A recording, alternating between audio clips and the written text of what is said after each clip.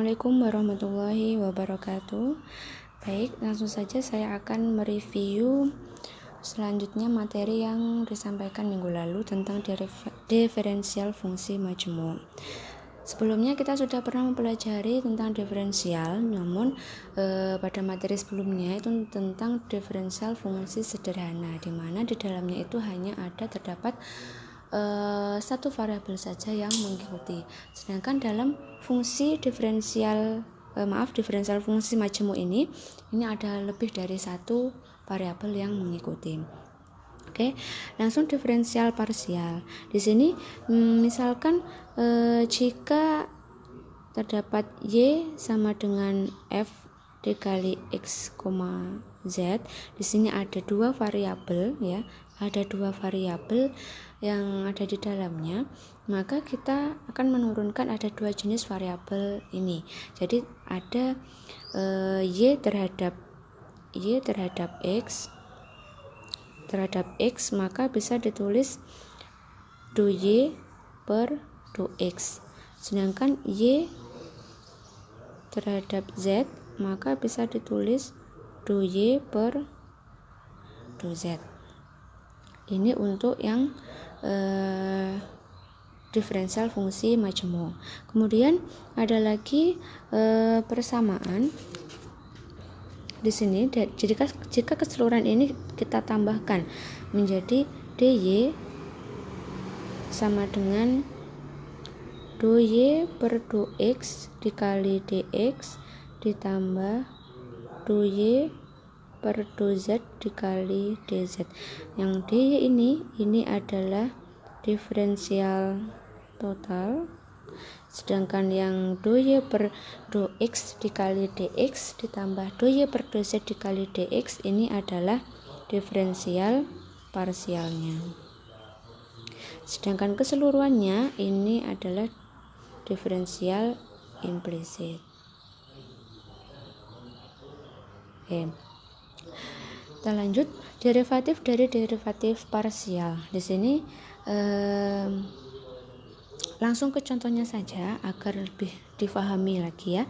Di sini ada persamaan y sama dengan x pangkat 3 ditambah 5z kuadrat dikurangi 4x kuadrat z dikurangi 6xz kuadrat ditambah 8z dikurangi 7. Nah, di sini terdapat dua variabel yaitu x dan juga z. Maka di sini nanti ada dua jenis turunan yang harus kita turunkan.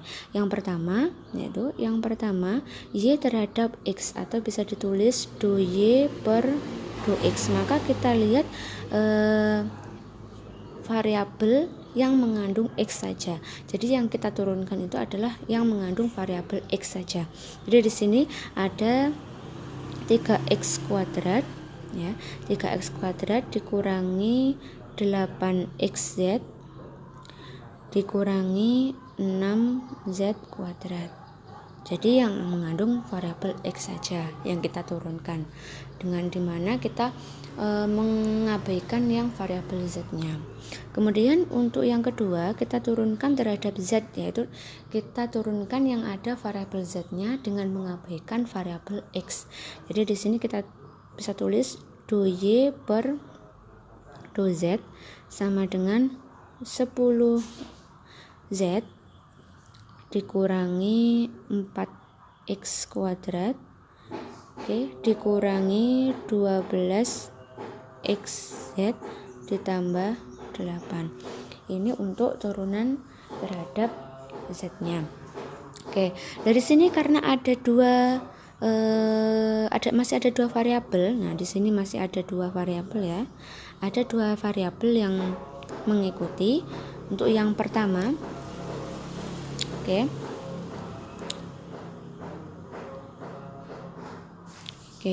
untuk yang ini, untuk yang ini masih bisa kita turunkan terhadap x dan juga terhadap z ya.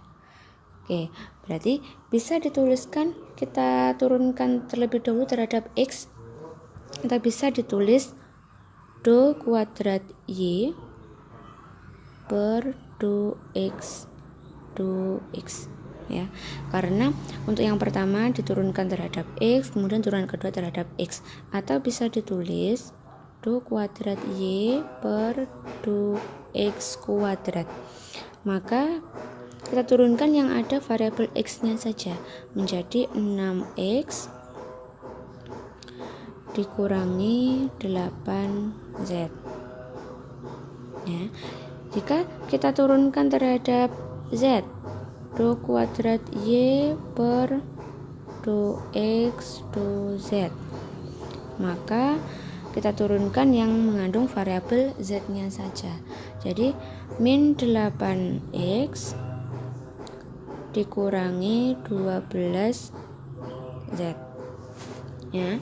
Ini untuk yang contoh pertama. Untuk contoh yang kedua, yang bagian kedua ini sama. Oke, lanjut. Kemudian dari turunan kedua ini, karena masih mengandung dua variabel, maka masih bisa diturunkan lagi terhadap x dan juga z. Oke, untuk turunan ketiga ya, turunan ketiga terhadap x terlebih dahulu. Jadi kita tuliskan do pangkat 3y per 2x karena turunan pertamanya terhadap x, turunan kedua terhadap x, dan turunan ketiga terhadap x, maka ditulis seperti ini. Atau bisa disederhanakan menjadi do pangkat 3y per 2x pangkat 3. Nah, jadi sama dengan 6. Kemudian untuk yang kita turunkan terhadap z, maka dituliskan do pangkat 3y per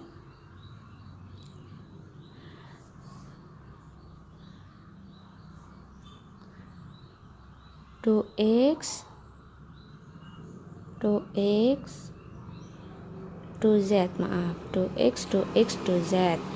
Nah, jadi misalkan turunan pertama itu terhadap x, turunan kedua terhadap x, kemudian turunan ketiganya terhadap z, maka bisa dituliskan sederhanakan do pangkat 3y per 2x kuadrat 2z, maka akan ketemu negatif 8 ya. Kemudian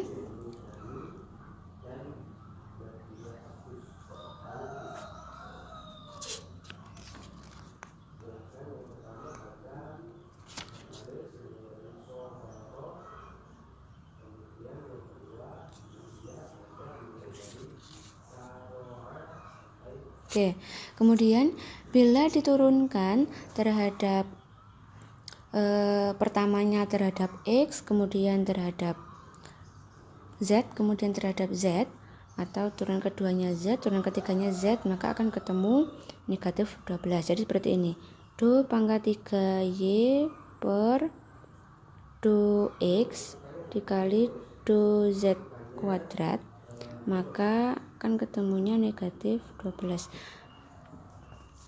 gitu ya. Kemudian jika turunan pertamanya itu do z, kemudian turunan keduanya x, turunan ketiganya itu x, itu bisa dituliskan do pangkat 3y per 2z 2x kuadrat, maka akan ketemu negatif 8.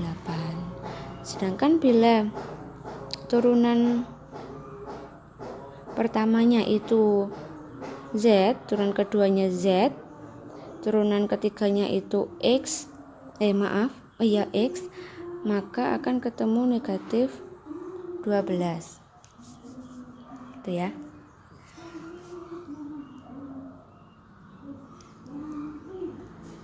Oke. Namun jika turunan ketiganya itu terhadap z, atau bisa dituliskan do z, atau bisa ditulis do pangkat 3y per do z pangkat 3, maka hasilnya adalah 0. karena tidak ada. Gitu ya.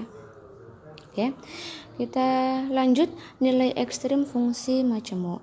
Nilai-nilai ekstrim atau optimum dari sebuah fungsi yang mengandung lebih dari satu variabel bebas dapat dicari dengan pengujian sampai derivatif keduanya. Jadi tidak cukup turunan pertama. Jadi bisa sampai turunan keduanya. Nah, di sini ada syaratnya. Oke. Oke, untuk Y sama dengan F kali X Z. Nah, di sini Y ini akan mencapai titik ekstrim atau kita singkat TE jika do Y per do X itu sama dengan 0 dan do Y per do Z itu sama dengan 0. Jadi ini syaratnya Y ini akan terletak atau mencapai titik ekstrim jika turunan pertamanya itu sama dengan 0. Turunan pertama terhadap X maupun turunan pertama terhadap Z. Ini syarat utamanya. Kemudian dikatakan maksimum dan minimum itu bagaimana? Oke. Dikatakan titik ekstrimnya itu maksimum jika turunan kedua atau do kuadrat Y per do X kuadrat itu kurang dari 0 dan do kuadrat Y per do Z kuadrat itu kurang dari 0. Sedangkan dikatakan terletak pada titik minimum jika do kuadrat Y per do X kuadrat itu lebih dari 0 dan do kuadrat Y per do Z kuadrat itu lebih dari 0. Ini syarat utamanya titik ekstrim. Jadi seperti itu. Kita langsung ke contohnya ya. Oke, kita langsung ke contohnya. Selidiki apakah titik ekstrim dari fungsi berikut ini merupakan titik maksimum atau minimum. Di sini ada persamaan Y sama dengan min X kuadrat ditambah 12X dikurangi Z kuadrat ditambah 10Z dikurangi 45. Nah, di sini ada dua variabel, maka ada dua jenis turunan. Oke, turunan yang pertama terhadap X, kita bisa ditulis do Y per do X. Kita turunkan yang variabel X nya terlebih dahulu, jadi min 2X ditambah 12. Oke, sedangkan di sini kita turunkan terhadap Z atau do Y per do Z yang mengandung variabel Z nya saja yang kita turunkan, jadi min 2Z ditambah 10. Nah, di sini. Oke, tadi syarat agar Y itu mencapai titik ekstrim itu turunan pertama sama dengan 0. Jadi turunan pertama ini keduanya ini kita sama dengan 0. Jadi di sini jadi kan syarat TE itu do Y per do X itu sama dengan 0. Maka di sini kita masukkan min 2X plus 12 sama dengan 0. Min 2X sama dengan min 12. Maka X sama dengan 6. Sama seperti ini. TE jadi kan do Y per do Z sama dengan 0. Kita masukkan min 2Z plus 10 sama dengan 0. Min 2Z sama dengan min 10, maka Z sama dengan 5. Nah, kemudian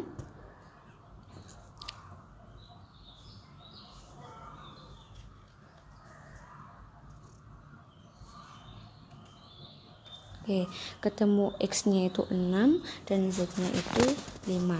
Ketika X sama dengan 6 dan Z sama dengan 5, kita masukkan ke Y, yaitu min 6 kuadrat ditambah 12 dikali 6 dikurangi 5 kuadrat ditambah 10 dikali 5 dikurangi 45. Maka kan ketemu 16. Ini nilai maksnya, nilai titik ekstrimnya, nilai Y-nya. Nah, di sini tadi titik ekstrimnya maksimum atau minimum. Nah, di sini tadi syaratnya maksimum itu jika turunan keduanya itu kurang dari 0. Kalau minimum maka turunan keduanya lebih dari 0. Nah, di sini untuk turunan 2y per 2x dan 2y per 2z ini kita turunkan lagi menjadi 2 kuadrat y per 2x kuadrat. Kita turunkan terhadap x karena di sini ada variabel x saja yang mendampingi ya, menjadi min 2. Sedangkan yang di sini kita turunkan terhadap z ya, karena terdapat variabel z saja yang mengikuti. Jadi 2 kuadrat y per 2 z kuadrat sama dengan min 2. Sama-sama min 2 kurang dari 0. Karena kurang dari 0, maka titik ekstrimnya yaitu titik maksimum dengan y maksimnya adalah 16. Gitu ya. Ini untuk nilai ekstrim fungsi majemuk. Sekarang yang terakhir yaitu optimisasi bersyarat yang bagian pengganda Lagrange. Nah, di sini kenapa apa sih fungsinya optimisasi bersyarat? Di sini untuk mencari nilai maksimum atau nilai minimumnya, tapi terkadang masih terkekang oleh suatu fungsi lain yang harus dipenuhi. Jadi ada kendalanya.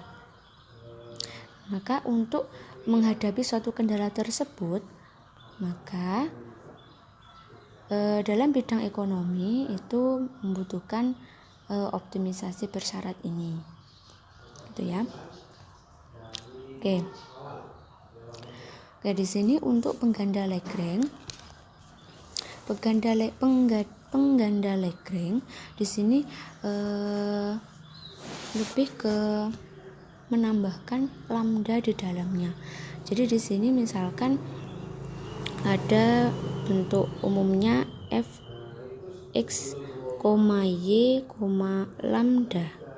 Maka di sini f(x, y) ditambah lambda x, y. Jadi menambahkan fungsi lambda di dalamnya. Nah, sama seperti sebelumnya.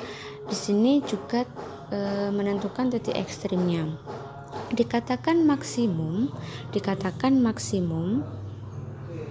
f itu dikatakan maksimum jika turunan keduanya itu kurang dari 0, atau bisa dituliskan f(x) itu kurang dari 0 dan f(y) itu kurang dari 0, atau turunan keduanya itu sama dengan kurang dari 0. Sedangkan dikatakan titik ekstrimnya itu minimum jika turunan keduanya atau f(x) itu lebih dari 0 dan f(y) itu lebih dari 0. Oke, kita langsung ke contohnya saja. Tentukan nilai ekstrim z dari fungsi z sama dengan 2x plus 2y dengan syarat x kuadrat ditambah y kuadrat sama dengan 8. Jelaskan jenis nilai ekstrimnya. Nah, di sini untuk fungsi Lagrange-nya bisa dimasukkan lambdanya. Ini adalah fungsi lambdanya. Di sini bisa dirubah fungsinya menjadi seperti ini. Karena tadi bentuk umumnya seperti ini ya. f(x, y) lambda sama dengan fx, y ditambah lambda x, y. Jadi fungsi pertamanya masukkan, yaitu 2x ditambah 2y ditambah, nah ini lambdanya tuh ini menjadi lambda dikali x kuadrat ditambah y kuadrat dikurangi 8. Jadi 8-nya ini pindah ruas ya, atau bisa dituliskan seperti ini, 2x ditambah 2y ditambah lambda x kuadrat ditambah lambda y kuadrat dikurangi 8 lambda. Nah, ini untuk fungsi Lagrange-nya. Oke, agar f itu berada pada titik ekstrim, maka turunan pertamanya itu sama dengan 0 ya. Berada pada titik ekstrim itu f aksen sama dengan 0. Oke, kita cari dulu f aksennya. Itu turunan pertama dari fungsi Lagrange-nya. Oke. Di sini untuk f karena ada dua variabel, maka terdapat dua jenis turunan terhadap x, atau bisa ditulis fx. Ini enggak ada ya. Oke, fx kita turunkan variabel x-nya. Jadi menjadi 2 plus 2 lambda x. Ya. 2 plus 2 lambda x, sedangkan turunan terhadap y atau fy maka menjadi 2 plus 2 lambda y. Nah, karena tadi f itu berada pada titik ekstrem jika turunan pertama itu disamadengankan 0. Nah, di sini jika disamadengankan 0, maka akan ketemu lambda sama dengan negatif 1 per x. Sedangkan yang turunan terhadap y jika disamadengankan 0, maka akan ketemu lambda sama dengan negatif 1 per y. Nah, di sini karena lambda 1 sama dengan negatif 1 per x, lambda 2 sama dengan negatif 1 per y, maka di sini bisa kita sama dengankan. Jadi lambda 1 sama dengan lambda 2, maka negatif 1 per x sama dengan negatif 1 per y. Maka sederhanakan menjadi x sama dengan y. Gitu ya. Oke, sudah, kita lanjutkan untuk menurut fungsi kendala. Tadi kan fungsi atau syaratnya, fungsi kendalanya ya, fungsi kendala. Tadi kan fungsi kendalanya x kuadrat ditambah y kuadrat sama dengan 8. Ya kan? Nah, di sini tadi karena x sama dengan y, karena tadi x sama dengan y, maka kita bisa merubah salah satu variabel ke variabel salah satunya. Jadi misalkan ini x-nya ini saya rubah ke y, menjadi y kuadrat ditambah y kuadrat sama dengan 8. Bisa dirubah ke y karena tadi x sama dengan y, gitu ya. Menjadi 2y kuadrat sama dengan 8. Maka ketemunya y kuadrat sama dengan 4, maka y sama dengan positif negatif 2. Jadi bisa plus bisa minus. Oke, karena y itu plus minus 2, maka x nya pun juga plus minus 2. Jadi karena x tadi sama dengan y, maka x juga bisa dikatakan plus minus 2, gitu ya. Oke.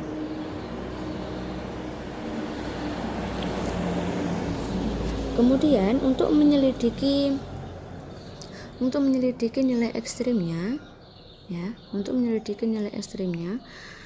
Untuk yang pertama, untuk X sama dengan 2 dan Y sama dengan 2, kemudian untuk lambdanya itu sama dengan min setengah, ya.